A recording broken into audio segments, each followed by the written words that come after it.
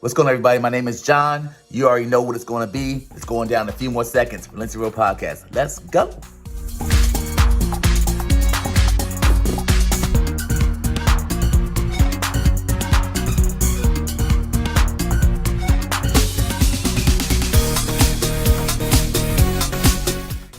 What's up, fam? It's your boy, Dr. Mike, and it's almost that time to get real, raw, and relatable. Looking forward to talking to y'all soon. Peace.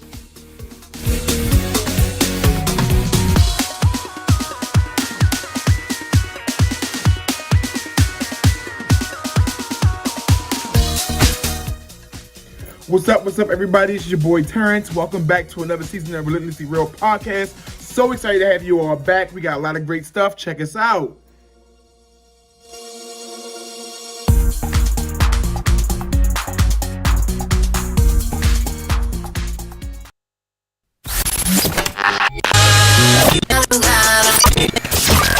You're now listening to The Real. Man, I appreciate them dudes for talking about The Raw. Wait, they were talking about The Relatable. That's exactly what I've been going through. The Relentlessly Real Podcast.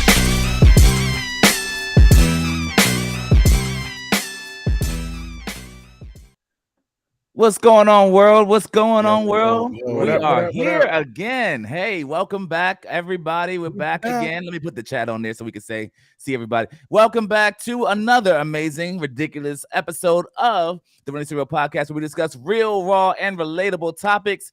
Thank you so much for taking the time to listen to our podcast today. Let's kick this off with some introductions. My name is John. My name is Mike. And oh my God, it's Jason Bourne. Okay, yeah. So we're still doing this. We're back. I didn't do it the last time, and you fussed me out. Yeah, you did. We're back. I thought it was gonna be consistent, like a consistent name that you will be having Right. throughout the. It's Jason freaking Bourne. For anyone listening to the podcast, is maybe not seeing the podcast on Facebook or on YouTube, Terrence has decided to change his name every freaking episode to different things. And today, his name is, oh my gosh, it's Jason Bourne. That's his name today. So he's no longer Tarika or Terrence, as formerly known as Terrence. He's known as, oh my gosh, it's Jason Bourne. But good morning. We're excited. We have a nice little topic for you guys today. We're going to talk about about the church. We have so much things that we want to make sure we unpack today when it comes to the church. We're going to hop right in to the episode. And you guys know how we start every single episode. It's going to be with the question of the day. So the question of the day is, if you're talking to a girl, what is the best way a woman can ask, what are we? The best way or the most ridiculous way? Because Whatever, however you want to do it, Mike. But I'm saying, instead of a woman saying, what are we? What's another way that they can ask that question and it be acceptable? I don't know which way is acceptable, but I guess this one passed the check, the one that Renee did on me, right? So when we were talking, and we were in the dating phase, she talks to me over the phone and she's like, hey, I was talking to one of my friends the other day and I was telling them, how great of a person you are. Yeah. And, we have so much fun together. And then they asked me, so y'all in a relationship? And I told her, I don't know. And it was just like that. So it was left up to me at that point to chime in or answer that question. I could have just been like, wow, facts. Wow. That's right. crazy. Yeah. Or anything like that. But, I flat out told her, I was like, yeah, we in a relationship. I'm spending my money on you. I'm spending, time with you. Absolutely. You know what I'm saying? Like, yes, we're in a relationship. Okay. What about you, T? What do you I think? don't know. Like I said, I see it Mike's way. Like, what's the most awkward way? Like, I think the what is are we is played out because I don't think the what is are we means. Why are you saying what is our we? I'm sorry, what are we? I think the saying this I'm trying to say like the what is the what are we? Like that phrase, okay. the what Yeah. like what yeah, are yeah. we? It's like that I don't think that means any to me, it doesn't mean anymore. Like if a girl says that doesn't necessarily mean she's like asking to be like With your you. girlfriend. Yeah. I think she's trying to at least qualify, like, I need to put you in a box. Right. I Mm. do think that still means she's trying to figure out, are we headed there or not? Yeah, Because like, absolutely. and so I don't know what is the best way. I mean, I just ask, like, or just, There's no like, way to just ask though, T. That's the whole point. but I don't think it's, so funny. I don't think a woman should ask. Really? I think that belongs. I Like, think if a woman never asked, though, a dude would just I don't care. run its I don't course. care. That's fine. I don't care. I don't think a woman should ask a guy to be his girlfriend. I think I think it's okay for a woman to ask a man out. I think it's okay for a woman to ask a man on a date, to meet up. Hey, what are you doing? I want to see you. I think it's okay for a woman to express interest. But I think as far as the claiming and proposal, that should still be with a man. I'm traditional with that. That's a very interesting. It's weird. I just never heard that one. Because I'm thinking like there's probably, and this is broad strokes, I guess. But there's probably a very minimal percentage of people that actually like sit down and have that conversation about where they are in their relationship. Like you were saying, John, like people, will either like let it play its course. Women will not like ask where they are in a relationship, and men will just kind of let it ride out, or vice versa, right? Men won't ask, but will continue to, supply time and resources or whatever towards that relationship with that person. Yeah. And then, women will just eat it up. They'll just be like, hey, okay, cool. Continue to take me out, continue to spend time with me and stuff like that. And worst case scenario is like, they'll be talking to like 2 or 3 other dudes on the side. And, once the question does come up, they just like, I thought we was just friends. So Terrence, I don't know. This is I didn't know you were gonna have this stance on everything. Yeah, as she should. So like, and it's so funny. I said I'm an amendment. A dude will let that joint ride if he's getting some. If he ain't getting them, he not letting that joint ride. Yeah, I guarantee you. Don't I break him off with some or whatever it is, and let it be known that that's reserved for for titles. Yeah, real quick. So, babe, what are we? It'll be like, like that's. Whatever it is, Yeah, no, I get it. I think the best way to Michelle, ask. that's too fast. I think the best way to ask. Michelle said, "I'm asking within a week because I don't have time to waste. Are we gonna do this or not?" Yeah, I think that's a little bit. Yeah. We just met. Oh, you don't even know my middle name, but you're like, yo, what are we? I think the other part of this conversation. So I think if a chick goes on a date with somebody else, that's the best way to ask, what are we? Because you're not asking. You're like, yo, I'm about to go on a date with another guy. Wow. And she lets the guy know. That's the best way to see what are it we. is. I like the best way to see, or is that the best way to get the guy to like figure it out? He gonna figure it out quick. Real quick. This guy right here, like, you gonna put that pressure on me? I see what you're doing. I see what you're doing. Full court press. So the best way a woman can ask. No, Michelle, first day. Not when we. I'm talking to Michelle like y'all having a conversation. I'm sorry. In the week, so first day. No, I'm just kidding. Yeah, that's correct, Michelle. We are doing that, but the reality is the best way to be able to articulate or find out, make a man step up or not step up, is to really just say, "Hey, I'm going to go on a multiple dates. I'm going to do me as you do you." To me, that seems like the most logical method to be able to get from a "what are we" question. Oh man, that's just it's messy, but it's messy, but it's is it? Am I wrong? Will a man not say like, "Yo"? And if he doesn't, that's telling. I agree with you, because if he doesn't make it, okay, cool, have fun. That lets you know you need gas money. That's how you know he don't want you. So this situation reminds me of like the movie Two Complete That Game or something like that. The dating game, right? Yeah. So pride will sink in that point and be like, "Oh, you going to see other dudes? All right, cool. She'll be back. She'll be back." Yeah. I don't think so, my brother. If she's the one, or if he feels that she's like somebody worth dating, he's gonna step up and say something. Yeah, there's no question. For sure. If he feels that way, if he doesn't feel that way, then he's answered the question without you asking it. So, and I don't think he. Go ahead. No, go ahead.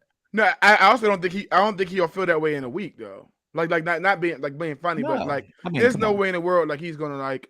No. Oh, I'm gonna cut. I'm like, if he's dating multiple people, whatever. Which honestly, I actually suggest that don't. I don't think anybody, guy or girl, should like close all doors. I don't think they should close all doors unless you're solidifying with you've made the decision. I'm going to solidify with this one person. I don't think you should like put all eggs in one basket. I think you should continue to diversify your portfolio.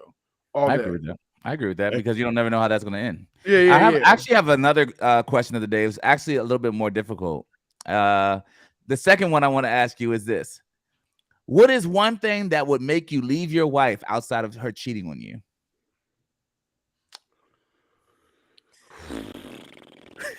This is a difficult one. I thought of this one. I was like, oh, it's going to be good. Outside of her cheating, what would be one thing that would make you be like, you know what? I can't stay here. And I have mine. If you want me to go first, I already have mine because it's on. I mean, I clearly. I want to hear yours first. Okay, so mine is easy. If Jovita takes my keyboard and throws it out a window, that's so small.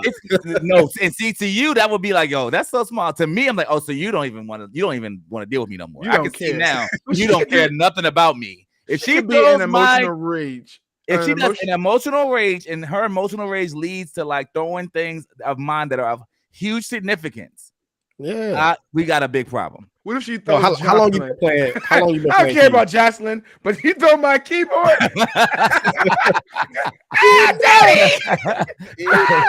Daddy. Whatever. John, I would. John, are you okay, girl? Are you okay? Get up. Put your arm back intact and get back in the house. Put some rubber Jocelyn on that thing. You'll be all right. No, I mean, I just.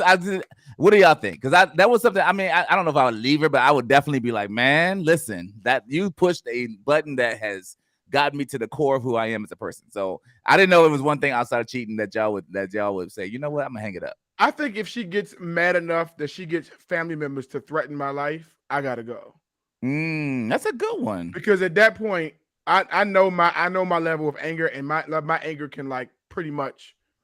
I can be really like, if I get mad, I can be really like, it's on.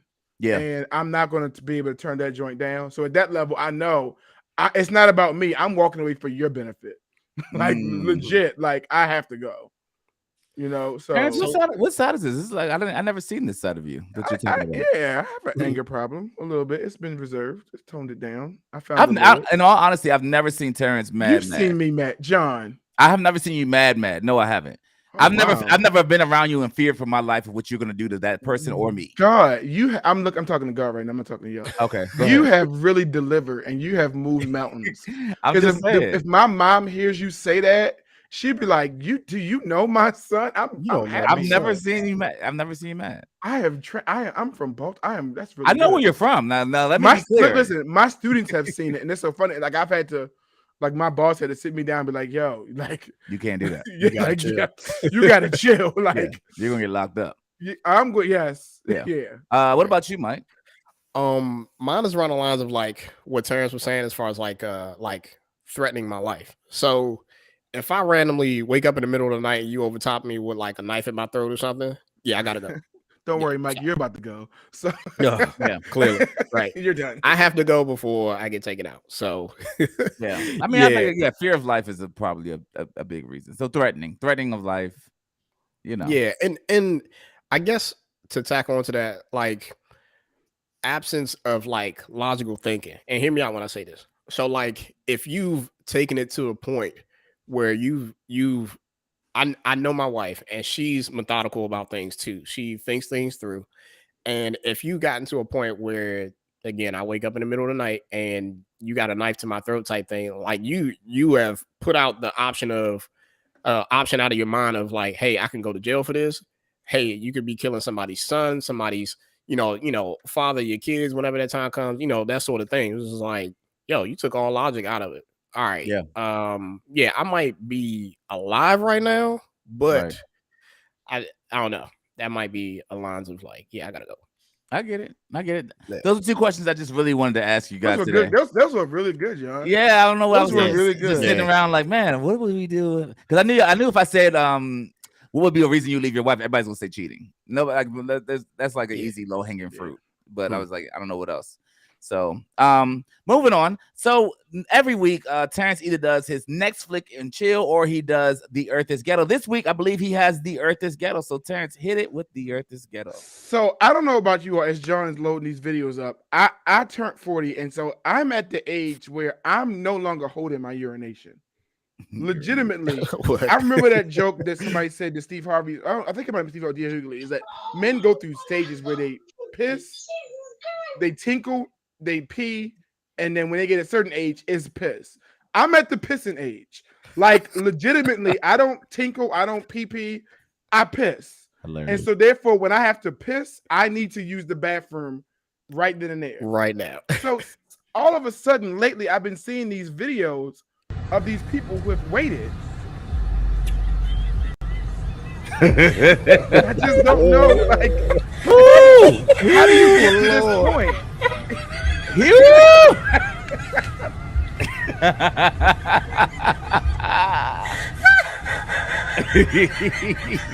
Wiggle, bro. He said, forget it. Yo. Help me. When you get to this point, like he got to go. And this is the one right here. The other one. Oh yeah. my God. This is I just think I think in general we have gotten to a point where we just can't handle, you know, the idea of having to like hold it anymore. Like we just can't handle, like that's just not happening. The fact that old boy was holding. Go ahead, Mike. I played after that. Go ahead. No, I was going to say the fact that he was like trying to wave some help into the situation. Do you see him like kind of like, yo, somebody help me. And I'm wondering, was it just piss, or did he have to take a number two too? Because if I understand if it's a number two, ain't nothing you could do. But I'm like, bruh, just let it out. Like at this point, let it out. Yeah, like, there's nothing. You just do it, bro. Like, do it. And so this other one is just equally as hilarious. Oh, this is great. Oh, why would y'all not go? Jesus Christ. Oh, okay. Dude, I'm not gonna get no, you're not. Fuck, you feel like a fucking puzzle. Okay, I'm gonna go to mom's bathroom to help you. Yeah. It's already coming out. Oh my God, why would y'all not boom? Oh, it's coming out. Oh shit. It's coming out. Oh my God. Stop. Go. No. Is she peeing like Dixie? Wait for it. Oh my God. She is laying in her piss. No, Terrence. So it's like, so listen, and I'm gonna stop because I'm a guy. I'm just gonna let it go. I'm gonna go in the bushes, and that's the beauty of being a man. Yeah, it's different. As a woman, we got some ladies on here right now. As a woman, yeah, it's dark outside. Wouldn't you just take the dress off, take the whatever off? If they see a nipple, they see a nipple. They seen one before, they're gonna see it again. Who's the day? It's dark. Like, just go ahead. That's what I'm saying. Just go ahead and pee. I don't understand. I don't understand. Like, what was the I have to get in the house. Yeah. No, you don't. You're not going to make it, sweetheart. You're not going to make it. You're not going to make it. You literally did not make it. Neither one of them made it. The other girl had to piss too. You know it's bad when you start planning which bathroom you're gonna go to, because that's what they did. They were like, I'm gonna go to my mommy's bathroom, and you gonna go to grandma. I'm like, yo, when you got to do that, ready, set, right? Yeah, like they had a game plan. When you got to make a plan about it. The other thing I was thinking about though is when you're driving and you're nowhere near where a restroom is. I've never had more fear in my life than knowing I'm nowhere near where I need to be, and I have seconds to get there. I have seconds. I'm pulling over on the side of the road right then and there. Ew. We wear pads. Oh, listen, Michelle. Okay, so. I wouldn't even worry about being sanitary. I mean, I heard at least peeing, it takes more work, squat and be clean, whatever. You can't pee on yourself though. And so I think that's where I would draw the line. You know what I'm saying? I'd be like, man, I gotta do what I gotta do. I'm not gonna piss on myself like this. Listen, if I'm like John said, if I'm driving someplace and I gotta use the bathroom, as long as it's not a number two, I'm actually not worried. I'm never worried. Yeah, I'm never worried. If I have to pull this car over, I will pull it in the middle of 695. Yeah. And you'll just see me pissing everywhere. Yeah. If there's a cup, if there's an empty cup next to me, I'm sorry.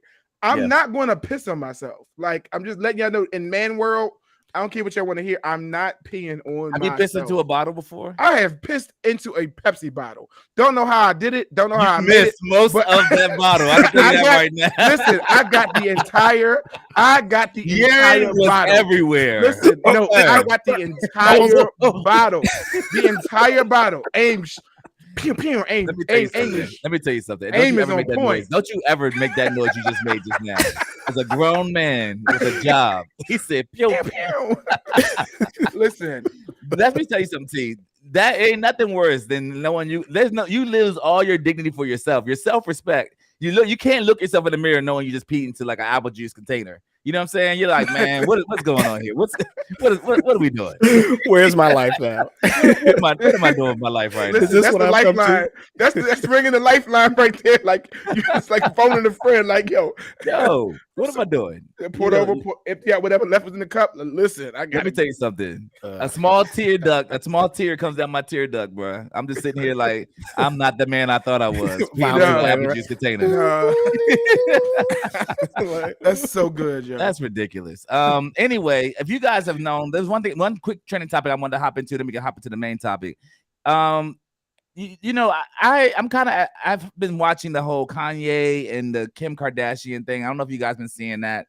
But it's kind of gotten heated up. And I know Kanye recently got taken off of Instagram because of some things he said to Trevor. I didn't know that. Yeah, for 24 hours, things he said to Trevor Noah, it kind of got crazy. And so the one thing I was thinking about that I did watch what Trevor Noah said, just a synopsis of what he said was basically like, yo, Kanye's dope. But at the end of the day, I don't want to be that person that's sitting there watching this train wreck happen and like not speak out against it, basically. Yeah. And all the things that are happening within their situation right now. So if you don't know, Kanye and Kim Kardashian are no longer together, and then now Pete, the guy she's with right now, he's Pound Town. He is taking her to Pound Town. And speaking of, he sends text messages. And he said, "Yo, Skeet, can you please take a second and calm down? It's 8 a.m. and don't be like wait." Terrence, wait, Terrence, stop. He says, I've ever met. What she does for those kids is amazing. That you are so effing lucky that she's your kid's mom. I've decided I'm not gonna let you treat us this way anymore, and I'm done being quiet. Grow the F up. Also using profanity. This is Kanye saying, where are you right now? In bed with your wife, says Pete, and takes a picture and screenshots. Happy to see you're out of the hospital and rehab.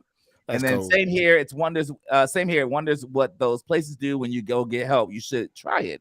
I'm in LA for the day. If you want to stop being a little internet boy and talk. And then he says, and B-boy and talk. He's getting lost. He said, you're more than welcome to come to Sunday service. Why don't we meet after Sunday service in Saints game? I'll be at the BHH, wherever that is, and we can have food and talk out in my room, probably one-on-one.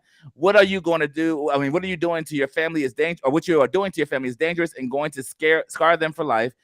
Please handle these matters privately, bro. I beg you. You want to see me? Come to Sunday service. This isn't public, dude. And he goes into this whole thing. I'm not here for pictures and press. My offer stands. I wish you'd man up for once in your life. Let me help you, man. So basically, Pete and Kanye actually have a conversation. And it's funny because he takes a picture. It's like at first it's like, I'm in your bed with your wife. It's 8 a.m. Stop texting her. Get serious after that.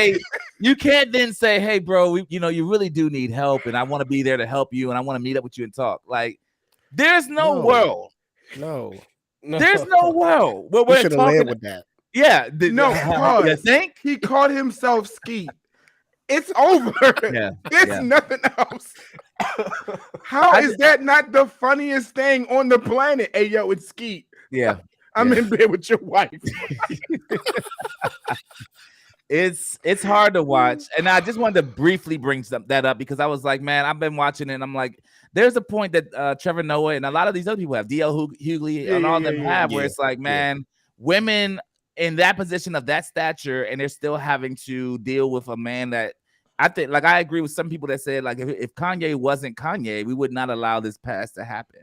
Yeah. You know? Facts. And so we're allowing it because basically Kanye is just like, yo, he's been who he's been, mental health wise, struggles or whatever, and then everybody just kind of understands, right? That's how Kanye is. He came out guns blazing. So I ain't mad at him. I'm all right. The fact that it was like enough is enough. He probably woke up out of his sleep to that last text message and was like, you know what? I got something for you. That's how it be. That's how it be. Because the voice is And just saying, went let it off. go. Don't respond. Don't respond. Don't respond. Forget it. Dark Kermit. Go ham. Hey, yo, it's Skeet. I'm in bed with your wife. Like, Yo, let's calm down for a second. All right. what if he legally changes his name to Skeet Davison? I think the fact that he took my wife was enough, but if he wants to change his name to Skeet Davison, that's just a cherry on top at this point. But with all the stuff that he said, add was though it might have validity to it. Like all of that is null and void because you started off with "I'm in bed with your wife." That's my only point. Yeah, yeah. Sending the picture for care. proof. Like, yeah, you don't care for real. real. Like with tongue out and proof. Yeah. So I just thought, real quick, I wanted to go into just thinking about that and how we need to be better and not trash individuals when it comes to and really stand up and say it's not okay for men to do what Kanye's doing. At first, I think everybody was like, oh, it's fine. Kanye's trying to fight for his family, that when everything first popped off. But now that it's been months later, it's kind of like, all right, Kanye, all right, listen, it's not good for you. It's not good for your family. It's not good for your kids. It truly isn't. And I don't know what's up with these Kardashians, man, but they keep pulling these black men, and these black men keep, falling for them. And I don't know what's happening. I don't know why, but I mean, it's constant. So, anywho, that was one trending topic I wanted to make sure we hit today. So we're not gonna talk about Tevin Campbell. What about Tevin Campbell? What are you talking about? You didn't see the thing? He came out. No, you didn't see all the memes was like Tevin Campbell came out officially as gay. And he came, and everybody was like, Tevin, this is not coming out. It was like trending Tevin. Like you came out to who? We've been new. Yeah. Tevin. I didn't see that one. It was everywhere. I was rolling like it was so many memes. Tevin Campbell is like to who? Who were you in hiding from, sir? Right. And everybody knew it's not hiding. Everyone knew. So we want to talk about the church, right? So I don't know how we can frame this conversation properly, but we were really thinking about, man, our experiences in church, how church has impacted our lives, how church has not impacted our lives in certain ways. And so and one of the first questions we have here is, what was your first memorable church moments that you may have had? Like your first moment in church, you're like, yo, this happened. What happened in church? So my first memorable moment was the first time I got baptized. I got baptized like in my single digit years. I had to been like maybe 7 or 8 or something like that. And I remember being up kind of up high in front of everybody, like I guess on the altar or whatever. And they did the whole dunking situation. And I was just like, oh man, this is not pool water. Like it was like one of those type moments. It was like, what is this? Like it didn't. I was expecting chlorine, but I didn't feel or smell the chlorine. I was just like, okay, whatever. Got dunked. And then afterwards, we had food down in the basement of the church. And I remember like thinking to myself, I was like, my grandmother makes better food than this.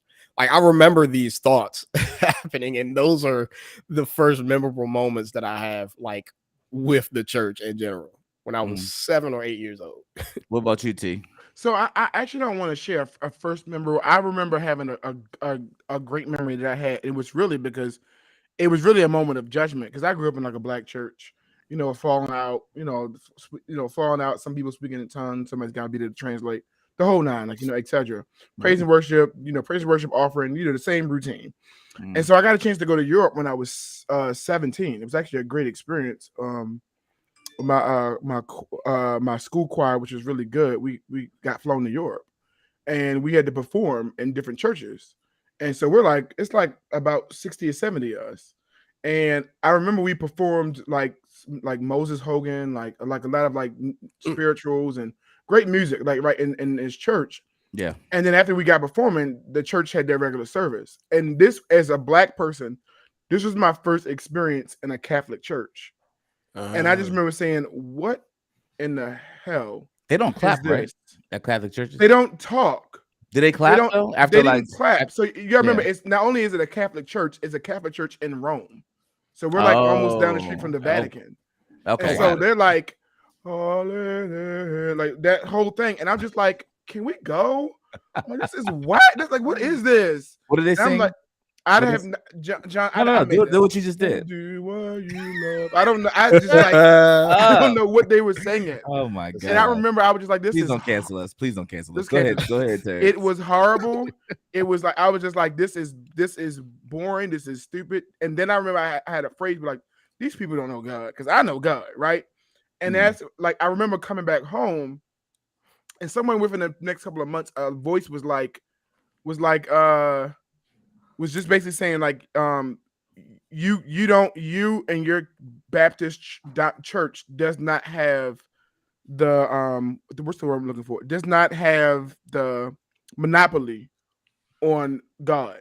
And so I remember being in judgment, but it's basically is your way of worshiping God is not the only way worshiping God. Yeah. And a voice kept saying, like, since you believe in me so much, remember that when you die and go to heaven, there'll be people of all faiths, of all whatever it is, worshiping me. And it won't be packaged the way it was packaged. And I remembered at that point in time, I wanted to know more about God than it was just that was in my four walls. Because I remember at that point, I felt very, not judging myself, but I was very one-sided. And I realized that was a wrong thing. And so that was my memory of church and wanting just to know more about the faith. Okay. Yeah. What's funny is that to Renee's point, she said she grew up in a Catholic church and there was clapping. I went to this one Catholic church, man. I was like, yo, they sang after the selection, and I'm so used to black church. I was like, oh, and I started clapping. And everybody's like, we don't do that here. We don't do that here. We don't. Oh my god, yeah, we don't do that here. So I had to learn that real quick. As far as my first experience with church, I mean, church was, the whole, as you know, growing up, that's like the big deal when you're like a kid, especially in our age bracket. Everybody, I feel like everybody that listens to this podcast for the most part ended up growing up in church. My dad, played the piano. My sister played the violin. I played the drums. Like, we were a whole praise team. We were very faithful to the church that we had started out with and whatever. And so there was a lot of some sense of like commitment to the church, feeling like you needed to be involved with the church and feeling like you needed to be a part of the church. My dad ingrained in us that it's important to be a part of the church, right? What you say when they say if it helps? I grew up in a black Catholic church, makes a difference. Oh yeah. Huge difference. I was the only black person there ready to clap. So the bottom line is that we're trying to, I was trying to understand the whole world of church, and so it's kind of fast forwarding to today where we're kind of thinking as adults, right? Like, of course, we had these experiences. We were baptized, we were introduced to the church, and then obviously we were part of the church. I don't know. I guess I'll just ask flat out, what level of commitment do y'all have to the church right now? Like, I mean, I know I'm a musician and play for the church, but I can speak honestly and say that if I wasn't a musician, I probably wouldn't go to church nearly as much as I do right now. But what about you, T? I have zero commitment. Zero commitment to the church. Is it? And then is there a reason why? The only reason why I want to go to church is because I do believe that there's a lot of foundational things I learned about church, about God, by going to church. And I have a lot of fond memories of learning even just a little bit of stories about God in church. And I don't want to take that from my kids, because I know John's about to say, I didn't know this. He's gonna say, I didn't know this about you. I was in church growing up Monday, Wednesday, Thursday, Sunday. So I didn't know this about you. Oh, sorry. Go ahead. No, go ahead. I was in church every day of the week, to the point where I'm just like, enough. Yeah. Enough. Like, and so, no. But So I burnout. enjoyed but to be fair, I did enjoy it. Like, we had a lot of friends. Like, so I enjoy it. I really did enjoy it. I enjoyed it. I actually enjoyed misbehaving in church too, which is probably like the craziest thing as a kid. I really did. Like, that's a whole nother thing. topic. But I don't want to take that from my kids. So you believe in going to church, but you don't want to go to church with you. You believe not want to go. Yeah, I hate it. Why though? You never said why. It's a bad thing, but I find myself like not caring about the whole experience. And when I do go to church, I just want to go hear the word and I want to leave. You know, I just want to hear the word and I want to leave. So you And feel like everything else is a fluff then? everything else, and it may not be true. Everything else is a fluff because to be fair, for me, it's because I had built enough in me where I'm like I can legitimately go in my closet, put on some music, and literally enter in His presence by myself. I don't need Sunday for that. So therefore, I don't. Therefore, it's meaningless to me. I don't mean to make sense, and there's that aspect where I don't need it. But I do. I absolutely do love the word, and I also love hearing people's interpretations or people's delivery of the word. So that's why I love sermons. I love seeing people deliver sermons, and not even in like and the Lord. I don't. Once you start doing that, I'm out. I'm leaving immediately. I love just regular breaking down of the word. Like you've done quite a bit of impressions today. it's just been pretty good actually. That's because that's what we do a lot of in church is impressions anyway. So that's a whole nother topic. But I don't like it. What about you, Mike? What do you think, man? Do you believe? I guess even to the question, do you believe we should be going to church? Do you think we should all go to church? So yes, I do believe we all should be going to church. I am fully committed currently to the church. There was a point where I wasn't. So I definitely feel what you were saying, Terrence, as far as like just I am not for all the fluff or all the extra stuff that goes on. I just want to get the word and bounce. But there was even a point where I felt like that wasn't enough. And what church you do go to matters, right? Yeah, that's true. So I think at that point, the church that I was at, I just capped out. Like I was capped out in reference to what God intended for me to receive out of that church. To the point where I just kept hitting the wall, and I'm like, yo, I desire more. I don't know what that more is, but I desire more. And eventually, I found that church, and now that I've been placed at a church where where I'm actually receiving what God intended for me to receive, I am able to like genuinely pour out in reference to like the work of the ministry at that church, whether it's like teaching, whether it's serving in different capacities. Like I serve on the sound ministry, our media team. So audio visual stuff, that's what I do. Live stream, that's what I do. Amongst other things, right? So yeah, to answer your question, yes, I'm committed to the church now. Do I feel as though we should be? Yes, I do. So I agree with a lot of what I'm hearing. So here's my thing. The church to me is not what it used to be or not what I thought it was in a lot of ways. And so hearing you guys talk about it, I'm like, I don't have the same affinity for church that I had as a kid, where I thought that like, oh, it was this big deal when I was a child. I can see because I'm kind of thinking like too, bro. I'm like, yo, if I didn't go to church, and my kids currently don't go to church, obviously, but because it's not obvious. I play for churches, and so because that's my profession, I would want us to go to church as a family if we are to go to church. And right now, it doesn't happen because of that. So, I guess the point I'm trying to make though, I'm like, man, I don't know. I don't know if I didn't go to church, I don't know if I would be like, oh my God, I gotta go. I don't know if I would have that same affinity that my parents had for the church. I don't think I would have it. I don't think I have this kind of I don't think because the way I've framed out church to be in my life now. I hope I haven't been around it so much that I have a distaste for it. Yeah. And I think that's what it is for me. I'm seeing the comments, and I'm like, and I definitely agree with what Aldora says. That part of that is for me too. And I'm trying not to judge people. I remember in the church that I was a part of for like years, there's a lot of judgment on young people, and I didn't understand it because number one, a lot of the mistakes that we were making or the things that we were engaging in, they were engaging it. They engaged into it at our age. Number one. And number two, many of them were engaging in it right now, and it was just under like swept under the rug. So I'm huge on. I'm huge on fairness, equity. I'm very huge on, just call it petty, but what's good for the goose, whatever you want to call it. I'm really big on that. And so if I see you do like bashing or doing things that the very thing you're talking against, I have an issue with that. And I've also got to a point where like the one thing I did get good from that church that I was attending to was the lead pastor basically was saying like, don't worry about, like, I do want you to follow me and accept it. That's great. But at the end of the day, you need to start picking up this word for yourself. You really have to take time to dive in this thing for yourself. So I really I started on a pattern of just doing that. Yeah. Like just digging into the word. And we have so much technology now that you could just, not only can you dig in the word, you can like just study it yourself. You could just literally study it. Go try to find the context when Paul wrote this, or when David wrote this. What did he mean? What's the context? And hear from different people, to where it's just like, it's not that I'm not saying I don't need the church, but it's more so is I think growing up we put too much emphasis on waiting for someone to break down the word for us. You keep saying you don't need the church, but I'm like, what purpose does the church serve for you by going to church? So I don't need I do believe I believe that there is a value in small groups.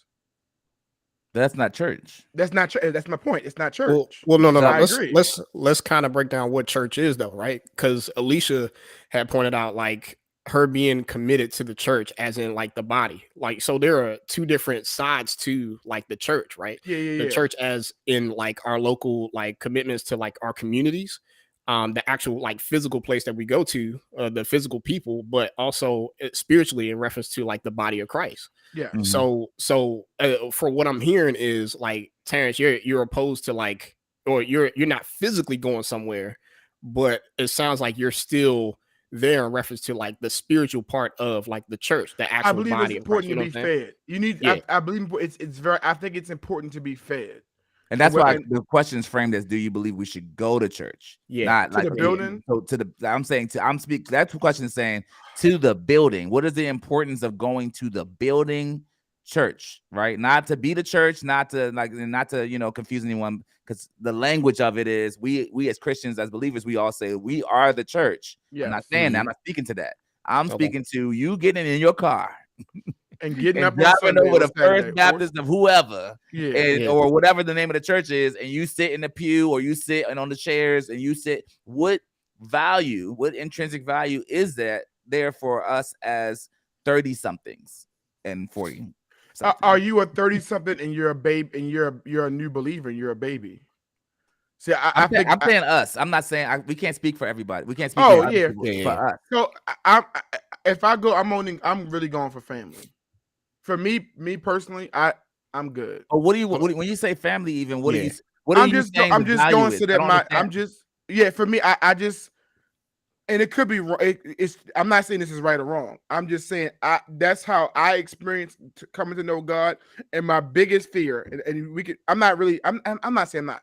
I don't want to sound like a certain somebody. I'm not saying this so someone can challenge it or comment against it. Mm-hmm. My biggest fear is I don't want my children to miss out on God because they didn't go through the same process I did to find God, and that's selfish. That is kind of thinking that it's going to be like the way I found God and how I became a Christian. That's the only way that my kids are going to find God and become a Christian. That's a funny thought, because I'm thinking. I mean, so real quick. So Jamal's saying, so John, do you mean traditional church compared to like house churches? I'm saying traditional churches where you go to a building like in a space and they have church there.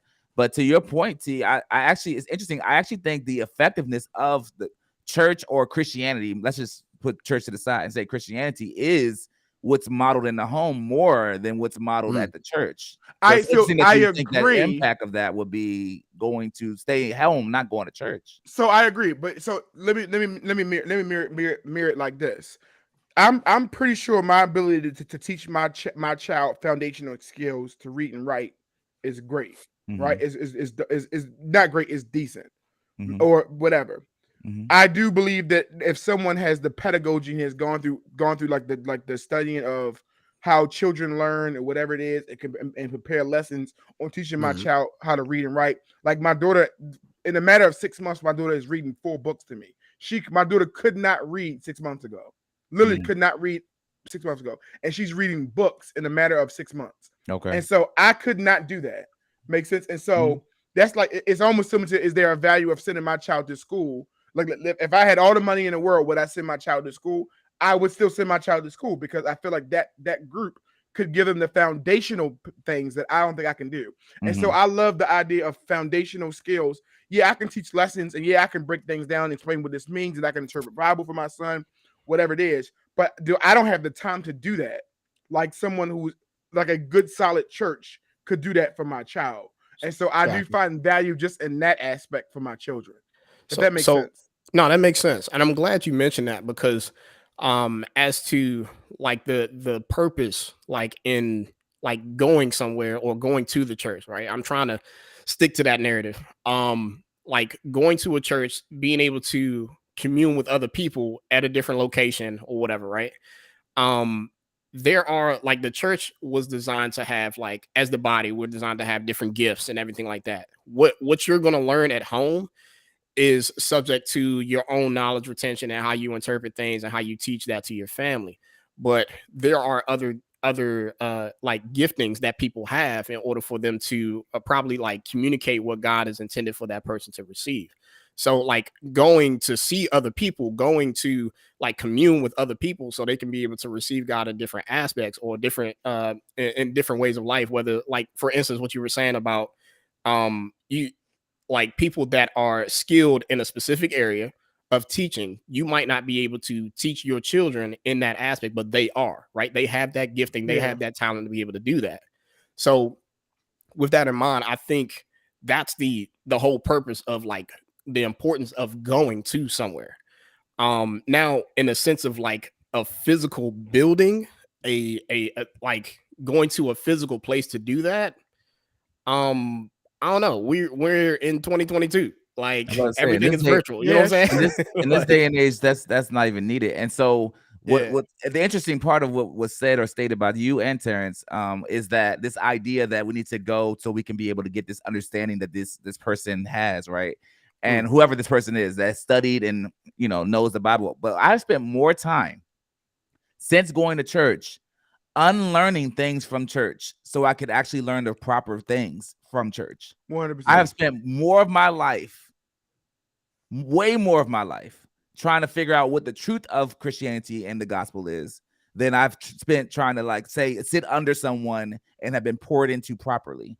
So I feel like there's way more dangers that we're not speaking to or of when we're saying, oh yeah, let's put our family in these spaces. Nah, I spent most of my life unlearning a lot of things so I could be able to learn the proper things because there's been so much mismanagement and or no sense of like accountability when it comes to what these people say that they claim to know. Right. And John, I'm glad you said it because like I don't remember like my mom took me. I don't remember my mom ever sitting with me after it was over saying, "Hey, so what'd you learn today?" So what'd you learn? And not saying my mom did anything wrong. I'm glad my mom had me in the building. Yeah. My mom was in the part where she was trying to get herself. She's trying to get fed herself, like Yeah. And so, but I don't remember any dialogue about what'd you learn? Like sitting around the table, whatever it was. Yeah. And that's something that the teacher Tanisha and I have talked about, like and I think that part is important. And I remember like John, John and Mike and I, everybody who don't know, we're friends outside of this podcast.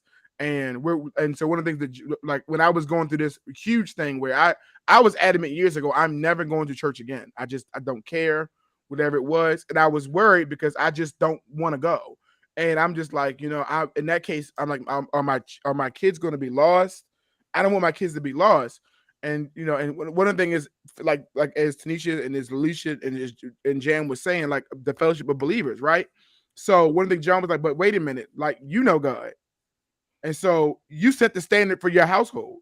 Like, so I don't understand how is that an issue if you know God and you're very capable with your 3-degree having tail to break down what the word of God says or whatever it is. You set that standard for your household, so you need to be the church. You need to be whatever for your household. Just lead your household, and as you're doing that, if your children end up not knowing God, it will not be because you did not do everything possible to introduce them to God yourself.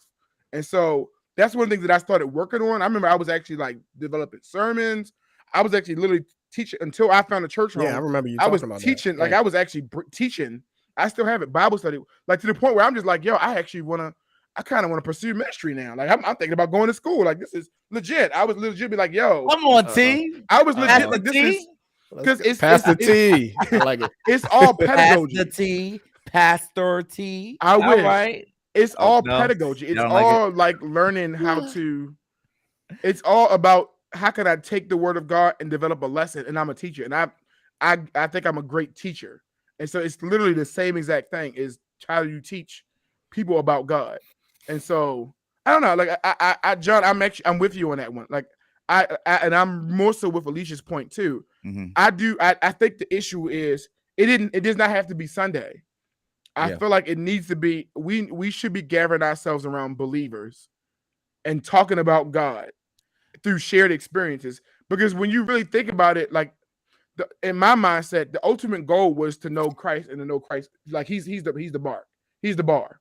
Right? He's the bar, right? Okay. People act like he spent all days, works and points of his life just talking about God. Like he spent every day of his in the Bible just talking about God. The Bible is only things that were transcripted into a text to give to us. It doesn't tell you everything that Jesus did in his 33 years of living. He's still a normal human being.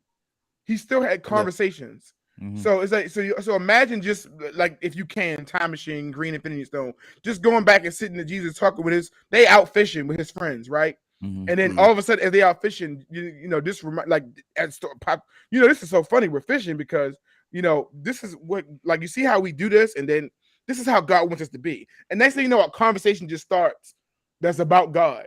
And then after it's over, they go back and talk about it. You see what Timothy did the other day? Yeah, that boy tripping. Like they just have conversations, like make sense. And so I think we get it. We get so caught up in the experience, and to me, it's all fluff. That like Alicia said, that we miss just the fellowship of being a believer. So it sounds like what you're saying is like the importance or the whole point of like church is like relationship. That's what I'm gathering from this conversation. Yes. Right. So if you think about it from a sense of like how God created man and woman, and how he's given us a way of like for remission of sins and free will, those things, in order for us to be able to, I guess, fully thrive in those aspects, like it's all about relationship. God allowed us free will so we could be able to like have relationship with him. If not, it would just be a dictatorship, right? So with that in mind, that can be translated into like how we are to commune with each other, like in reference to relationship. But I think the issue that I have, and I think we've discussed this at some point in time before, is like what happens when things are put in place at the church where that relationship is not developed, like where you have walls built up where relationship is not developed. So prime example, mega churches, right? So my opinion on mega churches are like, I don't see how they can be effective in reference to like the ministry of Christ, because where's the relationship? Like at some point there's a line that you can't cross, or I guess a barrier that's in place because of like 6 degrees of separation, right? And though people look at 6 degrees of separation like you're always connected to somebody within those 6 degrees, right? Within those 6 people, you're always connected to somebody, and it comes back to sixfold or whatever. But once you reach outside of, I guess, that barrier, like of 10, 20 people, 30 people, or whatever like that, you start to lose that connection with people. They have it, but you don't. Yeah. Look, yeah. So they have it, you don't. Right. Yeah. Within this small circle of like 20 and 30 people, you got relationship with these people. But what happens when you get to the 60s, the hundreds, the thousands, right? Like you lose relationship. So I don't know. That's just my opinion. It kind of stemmed to, I guess, one of our other topics we wanted to talk about with like the mega church and stuff. Yeah. So Tanisha kind of brought up a good point, and I really wanted to highlight that for a second. She said, aren't we supposed to have fellowship with other believers? And so there is truth to that. One thing I want us to be very careful of, I think, even as Christians, as things go forward, I think it's safe to say we have to be careful of not just adopting the things that our parents did and assume that that's connected to these levels of scripture. So what I think she's referring to is like, do not forsake, meeting up as fellowship a body, a church body. Yeah, fellowship with believers. But that doesn't say a church. Yeah. It don't say how. Mean that. It doesn't necessarily mean that.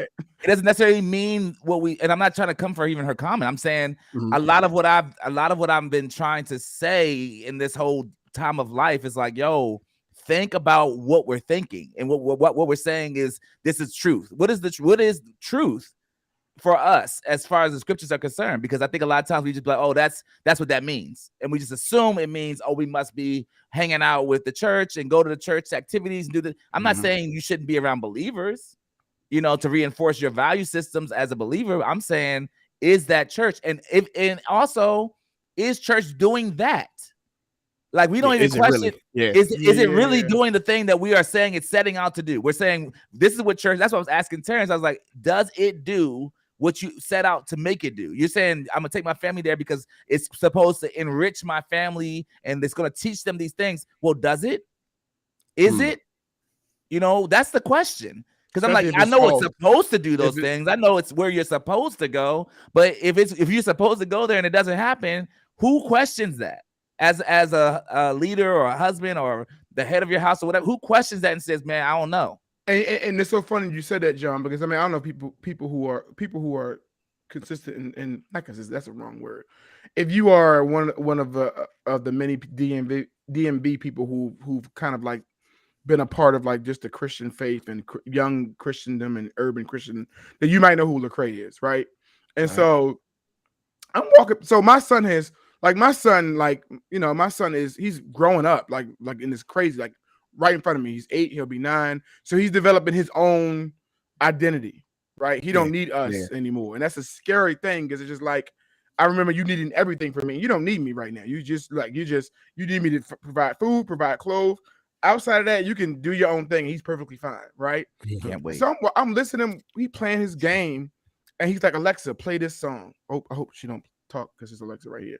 And I'm like, every day I go past, and I'm like, he's listening to Lecrae. Okay. Now, mind you, I'm just gonna be honest with you. You don't listen to. That's Lecrae's one of my favorite rappers of all time. Okay. For a lot of reasons. But my thing is, mind you, but in my car, I don't only listen to Lecrae. I listen to a lot of different things all the time, right? And I'm wondering where that came from. So on Sundays, sometimes I would have TJ like and them watch a story about God. I've taught them lessons, whatever it is. But TJ knows who God is, and he knows that like his parents are Christians, right? He is like etc. But the one that he'll say is like, I don't like the other guys because all he do is curse, and I don't want that. I liked him because he just doesn't curse, and I feel cool listen to him, and it still sounds cool when I can listen to him, right? And then he'll start like Tia said, Adora said, he keeps listening to the song, and I kind of like that, because at least I'm not saying Lecrae is perfect, he's God, whatever. I'm not saying it at all. Yeah. But what I'm saying is I have a certain level of comfortability of him listening to Lecrae, that if I walk past his room and he's listening to the Big baby. Draco. Yeah. So I'm realizing that, like I said, more things are caught than taught. I've never taught him to listen to Lecrae. What I realized happened is that Lecrae, there's a video game he plays, the Spider-Man game, and Lecrae is all across the soundtrack, and the soundtrack connected with TJ, and so now he wanted to figure out who this artist was, and so I've experienced it, and I'm saying I've kind of encouraged it. Yeah, listen to that. Yeah. And if that's the way that my son finds God, I'm gonna be ecstatic. Yeah, like video game. Nice. Like that's legit. Like that's perfect. He didn't find the way I found it. He wasn't in church every day, but yet he still makes it. He still found that narrow road to God. Like, and So here's a question for you guys, and this is probably gonna be an interesting question. Has the church done more harm than good?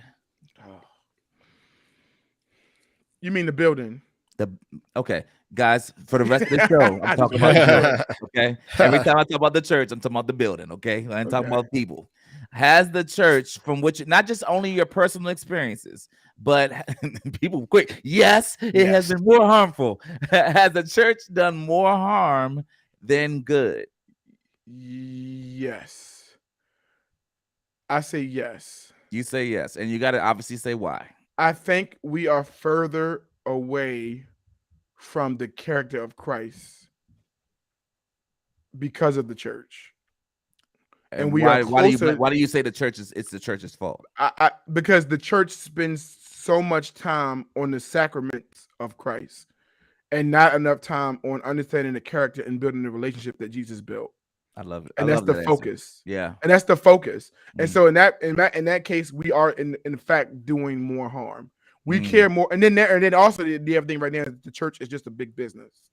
It's just Yeah. a business. It's Yeah. not makes it. It's not about Yeah. It's I- got, I- and I get it because it has to sustain itself. I kind of get Right. it, but at what point? At what cost? You know, I, at what I cost? think it's unfortunate that like capitalism has seeped into the church to the Yeah. point where like it starts to supersede its initial purpose, right? And even pervert Yeah. the initial purpose of like spreading the gospel to like just a money trap or honey trap, if you will. Yeah. Yeah. What do you say, Mike, to that question? Has the church done more harm than good in your experiences, or or in your personal church, or from what you've seen from people that are around you, church wise?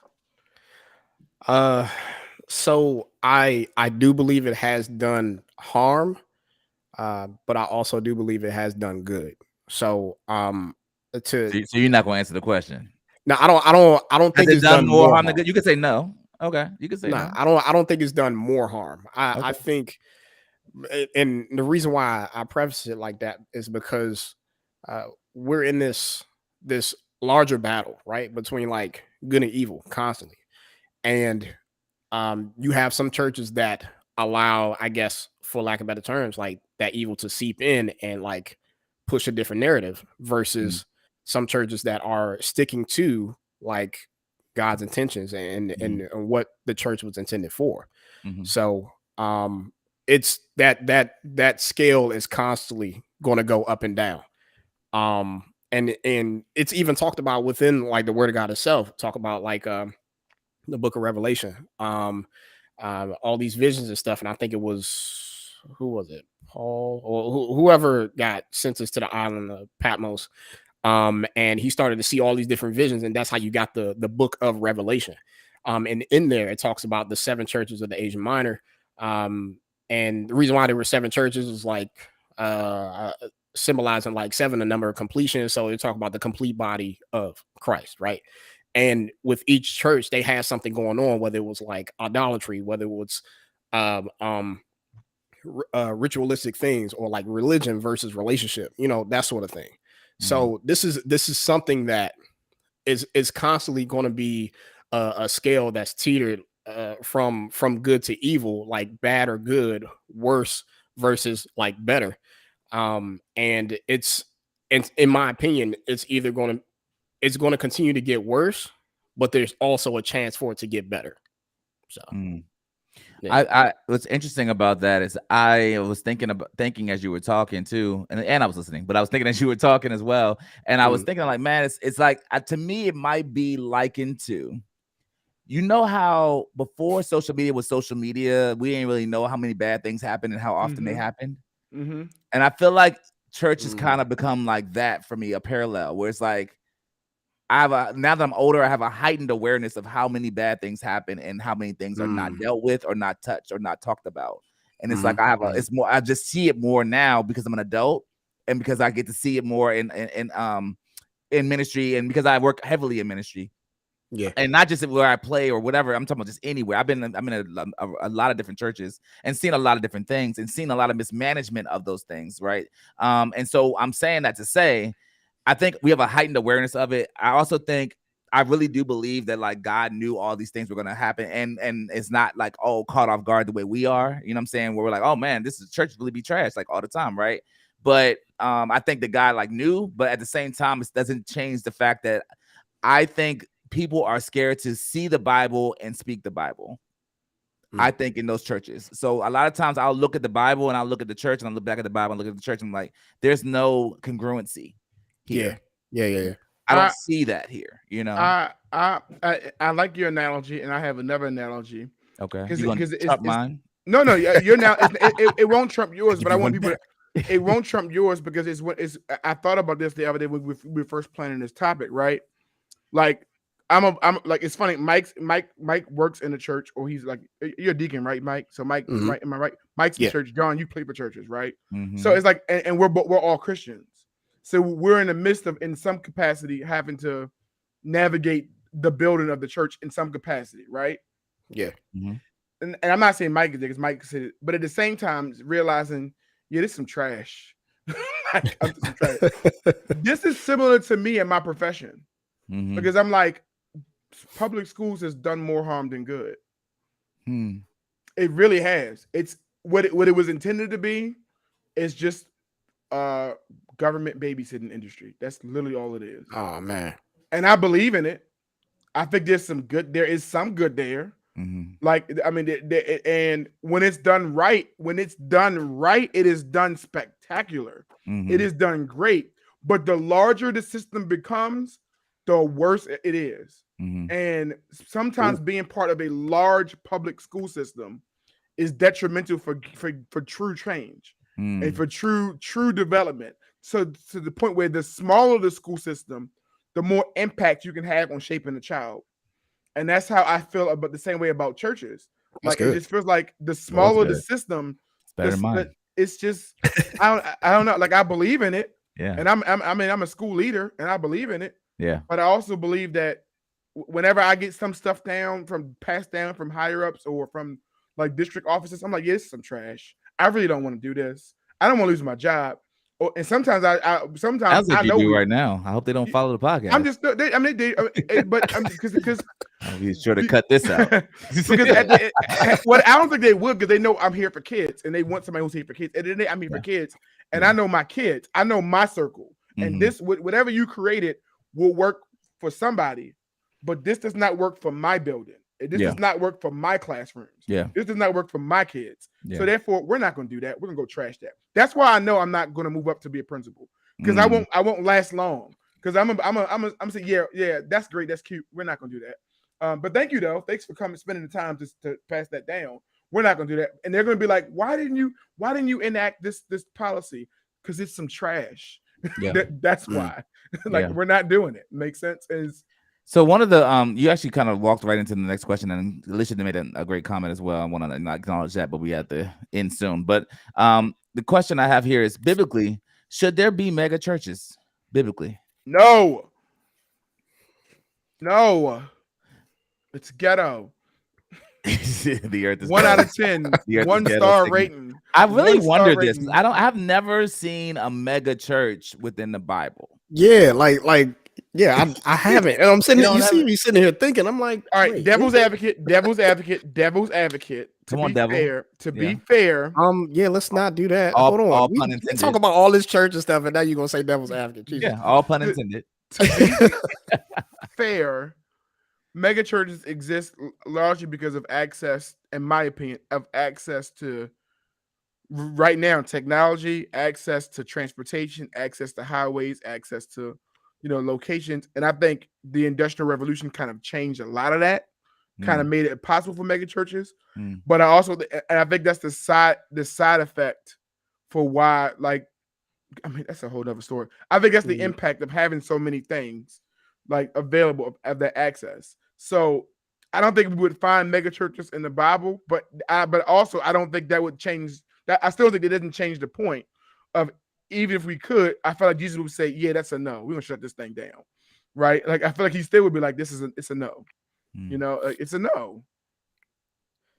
So, okay, why do you think it's a no? It takes money.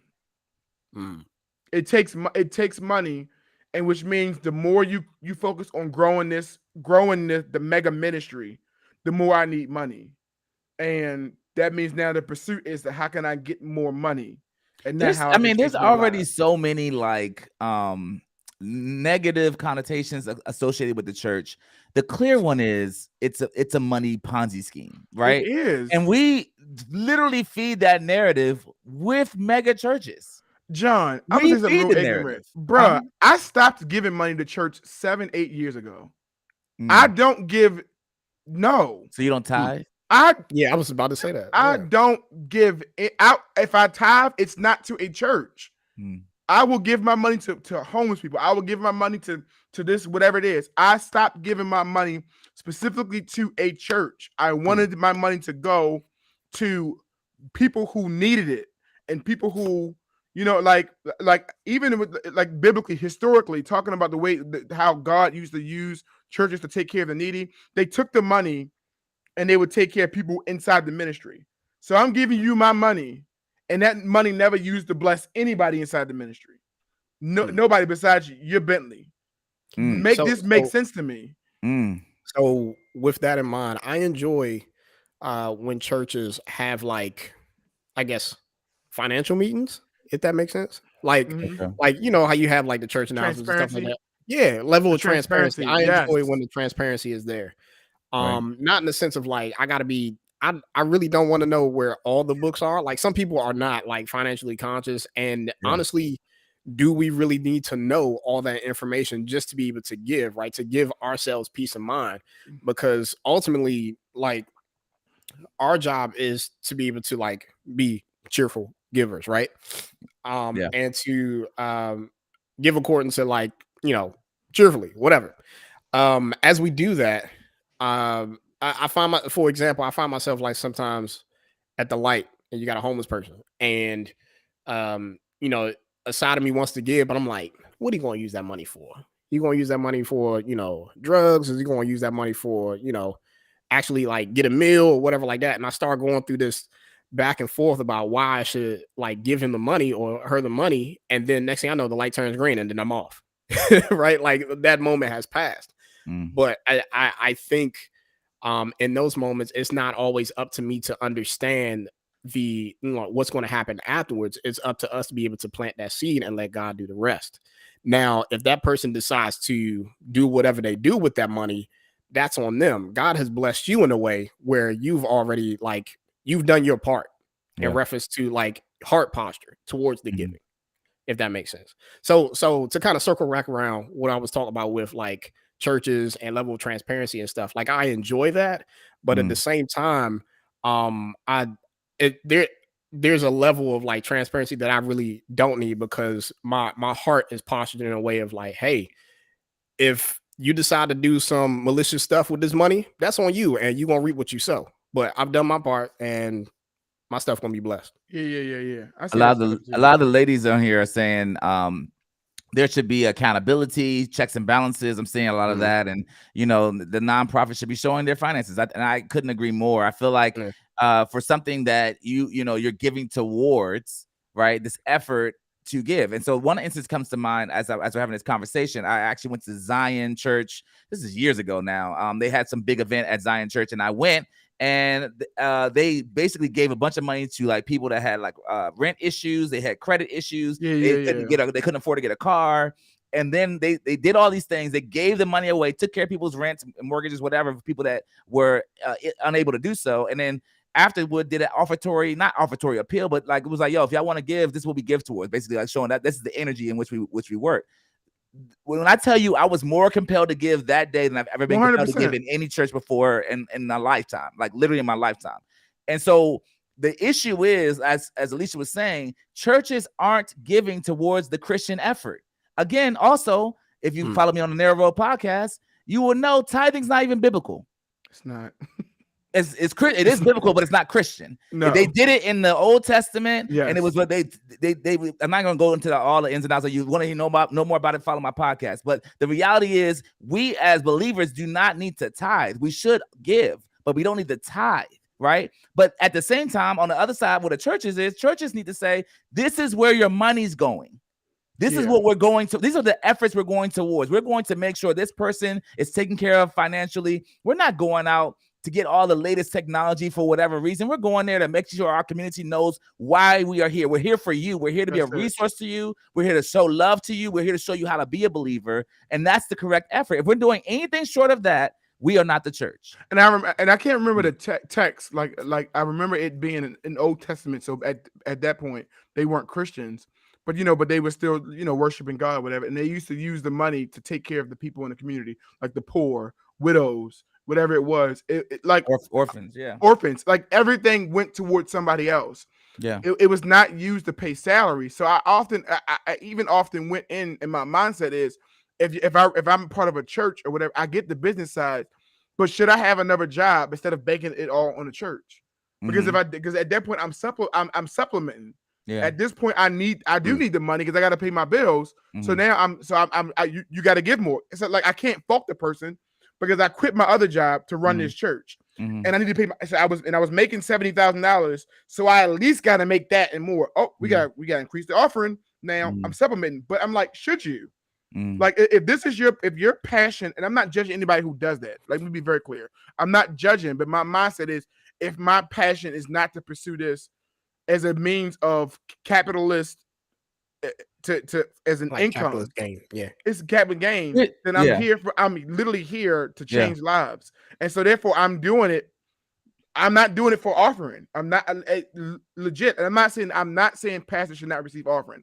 I don't know what that means for that. I'm just saying that I'm simply saying is the danger comes in when a pastor does receive offering for his income. I think at that point is when the danger comes in, because and I remember we've had this experience. I remember going to a church, and the guys, like the pastor and the church people, are like, stand up, all the people who are tithing. If you're tithing, stand up.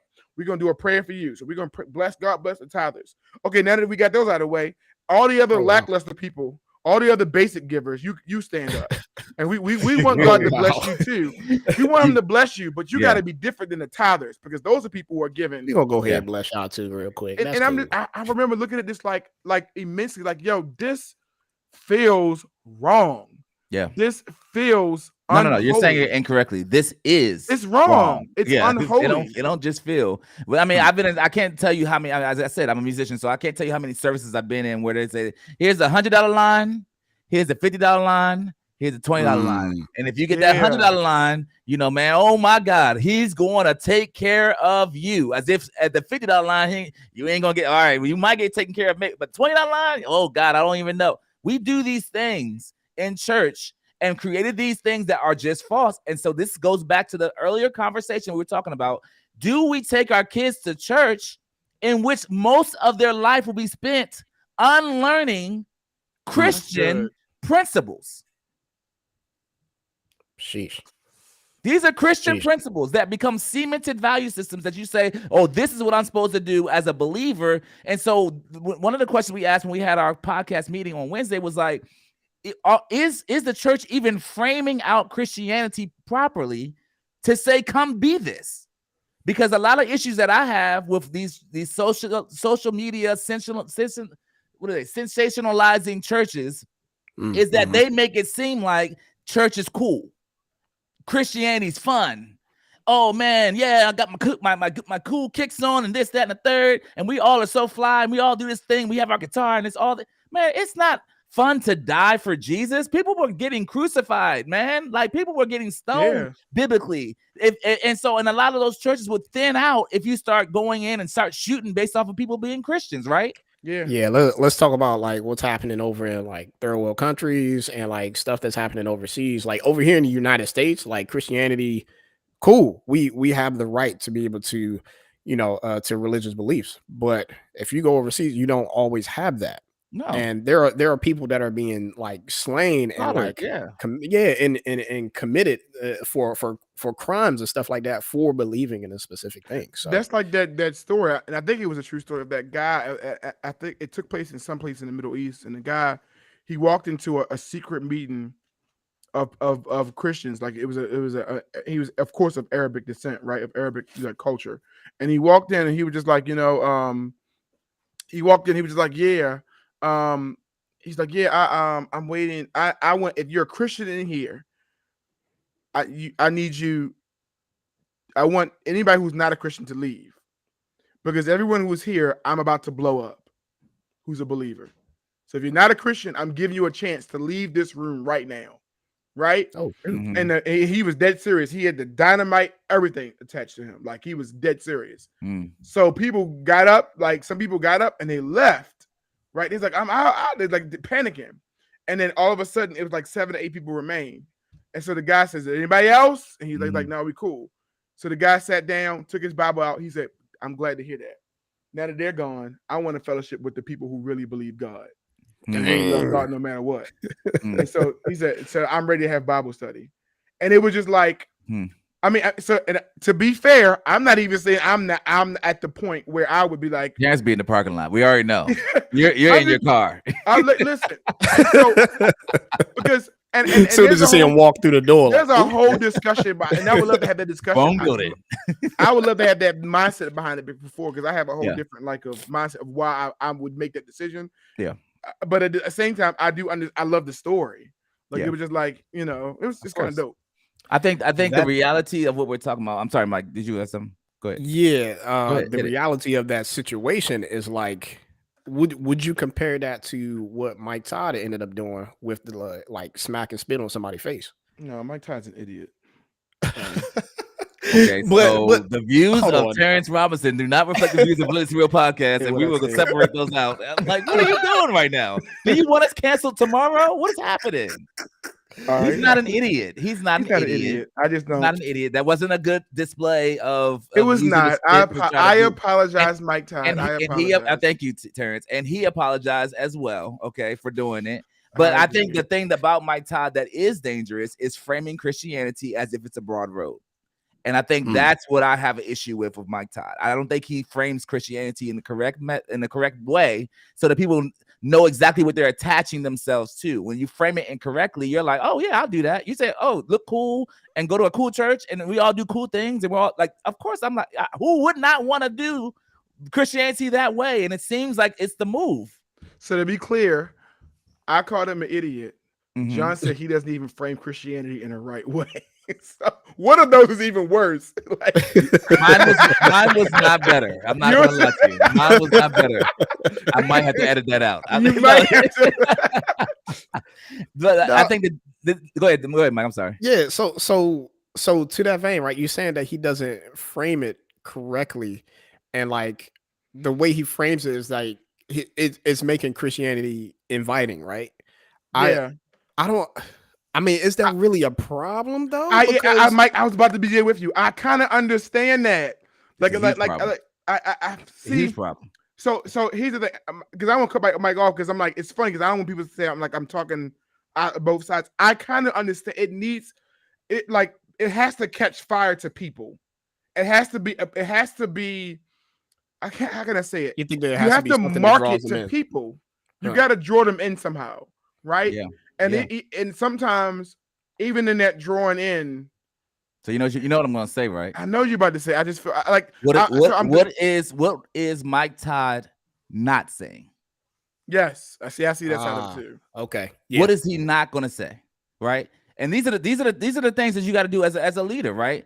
As I always talk about on my podcast, on here as well, Jesus would let the crowds gather. He wasn't against the crowds gathering. They would gather and he would say, okay, cool. Except you eat my body and drink my blood, you have no part with me. And then the crowd would immediately thin out. Because what Jesus is trying to do is see, like you just said, T, who's actually with me. Yes. Mm-hmm. And I think that's the issue with a transformation church or any mega church, really.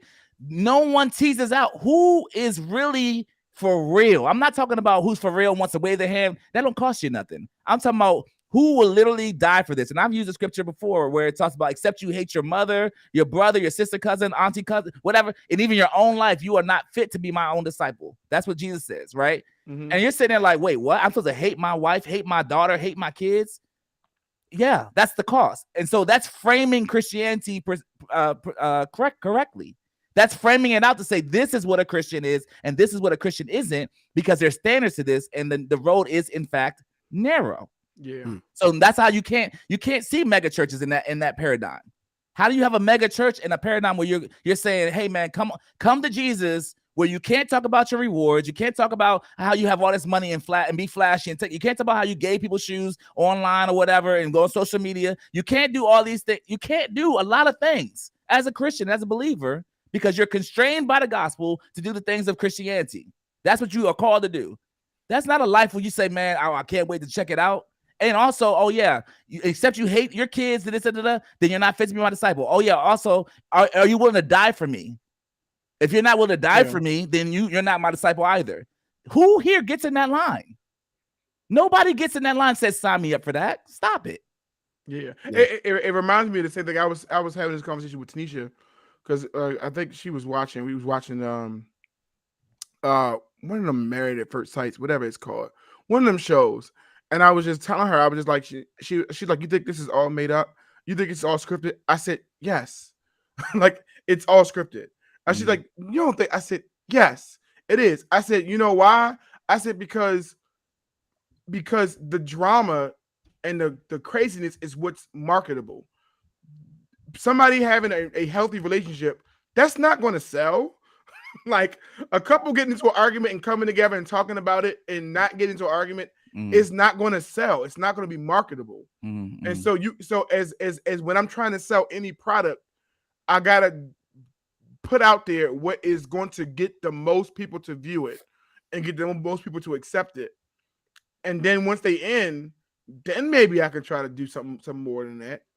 But So that reminds me of I know we kind of off topic, but that show Love is Blind, is that the one you're talking about? Yeah, it's one of those. All right. So Love is Blind, I thought it was, or I would like to think that is parts of it that's scripted too, but I think it's more so of the editing than scripting, right? Like you can kind of highlight certain moments to make it and fit it in a certain picture to make it seem like a narrative happened, but that really is not the case, right? You can sit back and have the entire. It didn't happen like that. That scene actually happened before this scene. Yeah, but exactly. They cut it to make it seem like it's part of this scene. Right. Yeah.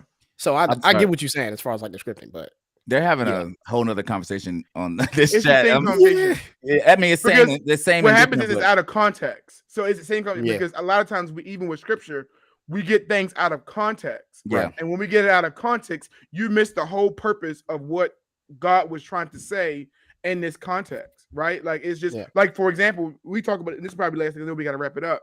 Like I remember this being one of the first things I had to unpack. It is as minuscule as it is it becomes very real. It was the thing about how many animals of each kind did Noah bring into the ark. And I remember I was sitting with this guy who he didn't belong to my church. He was actually kind of similar to saying we need to start tearing at all this down. And all the kids was like teenagers, like, duh, too. We learned this when we learned this a long time ago. He brought two animals each time. And he said, okay, cool. Open your Bible to this to such and such, such and such and such, and read that out loud. And I said, and so Noah brought to the ark, and to these animals, such and such, such, he brought by the sevens. I'm like, wait. I thought it was only two. I thought it was two. He said, keep reading. He said, yeah. So the foul animals he brought in by the twos in pairs. So he was trying to say is that everything you thought about this whole story is not, it's out of context. It's not correct. It was presented in a way to make it palatable, to see pairs. Oh, that's cute. That's how you can get two people into a little doorway in the ark. Whatever reason you want to believe is why the story got sent to just two, it's still unbiblical and it's still not factual. And so the point is it's wrong, but it's marketed in a way so that you can receive it. And I feel like the church does this with a lot of things.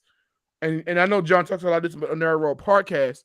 That is, some of this stuff, it's not supposed to be palatable. It sucks. It's like, I'm so sorry. Like, I'm so sorry. It's not supposed to be received. It's supposed to hurt. Yeah. And you need to hear it. You need to accept it and receive it because it's the truth. Yeah. Yeah. And so when it talks about the giving of the church, giving towards the church, I saw conversations about that. I think what we need to do is we need to read the Bible about giving. Yeah. And see, like, because we do things out of the rhythm. We don't do it out of what we know. And we do it out of the rhythm. Oh, this is what y'all doing. This is what we're supposed to do. All right, let me do it. No. You read for yourself what the Bible says about giving and whether you should give to the church or not. Does it instruct you to give to the church? Who does it instruct you to give to? Just find out. Instead of just assuming, I'm not saying that it should or shouldn't. I'm saying find out for yourself and figure it out for yourself, because all the things that we believed as concrete truths, as Terrence just said, they're being blown up now because you're like, oh, it wasn't 2 by 2? No, fool, it wasn't. It was 7 and it was 2. I didn't even know that before Terrence told me that. And it just seriously, I didn't. It only unearths more things. They're like, man, everything I'm sitting there like, man, everything is a lie. Y'all just be lying to me. I'm getting mad. You know what I'm saying? All y'all do is lie. You know what I'm saying? So I'm saying it to say, like, we need to, as a culture, think about what we say we believe and look at the scriptures to make sure they align. What does the scripture say about giving? It says you should not give under compulsion. You know, you should not give like, oh man, they put the pressure on me, I gotta give. No, But what happens at tithes and offering time at most churches? Will a man rob God? Yes, you have robbed me. How have you robbed me? In your tithes and offerings, Malachi 3. They use things that pressure you to give. In the very space where Jesus says, hey, man, feel free to give. You should feel free. And it doesn't even necessarily say who to give it to. We just say, oh, we're supposed to give it to the church. These are the program things that we have to think about to say, hey, man, what does the scripture actually say about this? This is a good conversation. Yeah. I know it is. That's why we talk about it. Okay, go ahead. Go ahead. Might be able to wrap it up after you. Yeah, definitely going to be a part 2. Yeah, definitely. Because I would like for us to continue to have this convo about like as it leads to like church hurt, right? Like these are the things that causes people not to go to church at all. 100%. Now, with that in mind, how do we, I guess, come out of that? Like, I feel like we should break down like what the church is actually for, and then how do we come out of this church hurt type thing? If you all are leaning towards, hey, we need to go to church. I don't know. I like us to break that down at some point. I think we're definitely doing a part 2. That's good, Mike. That's good. Yeah. Absolutely. So, guys, thank you guys so much for checking out the podcast today. One thing I want to make sure that we do say in terms of like the church conversation is asking the question of what Jesus asked. Hey, what does the church say? Who does the church say, or who do people say that I am? Is what Jesus says. And I think we should ask the same thing of the churches. Hey, community, what do y'all say about us as a church? What do we do as a church? Are we effective in what we think that we're doing? Are we doing it? Because a lot of times churches, a lot of times churches say we're doing this, we're doing all this for the community. The community don't even know who you are. Community has no idea you're even there. You're serving your own community, your own congregation, and you have not even begun to impact them. Right? That's the first thing. Second thing I'm gonna say: if your church is not convicting you on a weekly basis, leave that church immediately. Yes. If this church is not convicting you in some capacity, you need to be leaving that church. And that's the only thing I say about that. I mean, to some degree, if it's been months or years or generations since you've been offended about something, the church is doing a great job pacifying your ability to go to church. So you need to be careful. We all have to be careful of churches that we've allowed to just say, man, the rhythm is being at church and not necessarily being challenged by what the Bible says about church. So that's what, Mike, you had something. I saw you about to say something. No, so you were talking about like leave that church, but also like, again, I want us to get into the conversation of like, is church important? I think we touched on that a little bit, come back to like a lot throughout this conversation. But that's like, good. What do we do after we leave? Right? Do we just what do we do? Definitely have that conversation. And listen, we got a part 2, so we got a lot of content to talk about. Yeah. Listen, guys, thank you guys so much for checking out the podcast today. We had a great conversation about about the church, man. What is the church doing in the community? What is the church not doing in the community? And how much unlearning are you having to do in the church right now so you can be able to know more about God? Thank you so much, guys, for all the engaging conversations, all of the chats that you guys were having without us. We were not even a part of some of the things y'all were talking about. But either way, y'all had a good time. We had a good time, and that's what it's about. And we'll have some thought-provoking conversations as a community. That's what it's all about. So my name is John. My name's Mike. And I'm wondering, could I be a leader of a church if my name was Skeet Davidson? I just all right. I just want to. And this is why we don't even. Skeet Davidson. Guys, thank you guys so much for the Reverend podcast today. Skeet Davidson. Yeah, Reverend Skeet will not. No, Reverend Skeet will not be I having it. just had to ask, yo. No, Terrence, that's ridiculous. Love you guys. Talk to you soon.